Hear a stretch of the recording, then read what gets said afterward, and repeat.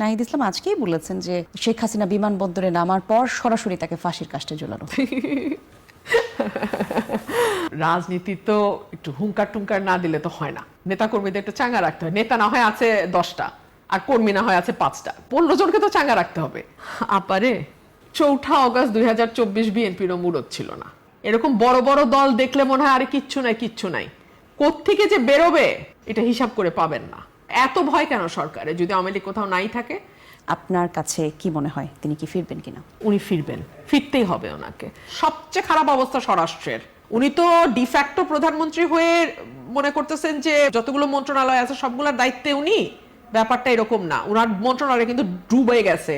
এবং উনি যদি ফিরে আসে সবচেয়ে বেকায়দায় পড়বে সরকার। না পারবে ফাঁসি দিতে, আমাকে আপনারা খারিজ করে দিতে পারেন, ট্যাগ দিতে পারেন, অমুক তমুক বলতে পারেন, গালাগালি করতে, আমার কিচ্ছু যায় আসে না। হাসিনার আমলে আমাকে বহুত গালি খাইতে হয়েছে, আমার কিচ্ছু যায় আসে না। আর আওয়ামী লীগকেও বলবো কান পাতেন, মানুষ কি বলে বোঝার চেষ্টা করেন। আওয়ামী লীগের পুনর্বাসন এবং শেখ হাসিনার দেশে ফেরা, আপনি কি মনে করেন যে কথা আমরা শুনছি তিনি দেশে ফিরবেন ডিসেম্বরে, আপনার কাছে কি মনে হয় তিনি কি ফিরবেন কিনা? উনি ডিসেম্বরে ফিরবেন কিনা আমি জানি না, তবে আমি একজন রাজনৈতিক ক্ষুদ্র কর্মী হিসেবে যেটা বুঝি উনি ফিরবেন, ফিরতেই হবে ওনাকে। ফিরতে হবে কয়েকটা কারণে। আপনি যদি একেবারে নিরপেক্ষভাবে দূর থেকে দাঁড়িয়ে ওনার অবস্থানটা চিন্তা করেন, ওনার পরিবারের একটা দীর্ঘ ইতিহাস আছে রাজনীতির এবং একটা দীর্ঘ ত্যাগের মধ্যে দিয়ে তার পরিবারকে যেতে হয়েছে। ইনফ্যাক্ট তিনি তার পুরো পরিবারকে হারিয়েছেন এই রাজনীতির কারণেই।